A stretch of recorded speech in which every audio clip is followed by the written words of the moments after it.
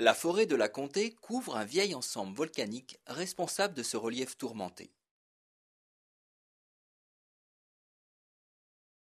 Ce volcanisme, ou ce qu'il en reste, est bien plus ancien que le volcanisme des Monts d'Or ou de la chaîne des Puys, bien mieux conservé. Le volcanisme de la Comté appartient à une importante phase de volcanisme dispersé qui débute il y a une vingtaine de millions d'années en réponse à l'étirement et donc à l'amincissement de la croûte terrestre européenne. De la plaine de la Loire, aux environs de Montbrison, jusqu'au plateau de Châteauguay, au nord de Clermont-Ferrand, une multitude de cheminées volcaniques percent la plaque européenne pour construire des édifices volcaniques isolés.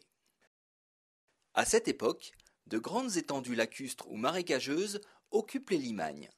Elles conditionnent un volcanisme explosif, dit phréatomagmatisme, lié à la rencontre du magma avec un sous-sol gorgé d'eau. Ailleurs, des édifices plus classiques, des cônes de scories avec épanchement de coulées de lave, se mettent en place.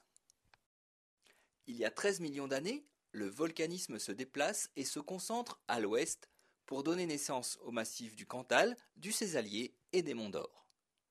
Ce n'est qu'ensuite qu'un soulèvement généralisé du massif central provoque une érosion différentielle des roches selon leur dureté. Le remplissage sédimentaire des Limagnes se creuse, laissant en relief les bordures beaucoup plus résistantes. Dans la Comté, les intrusions volcaniques forment des chicots qui résistent à l'érosion. C'est là l'origine de ce que l'on appelle la Limagne des Buttes, où vous vous trouvez, dont les pentes sont tapissées de débris volcaniques.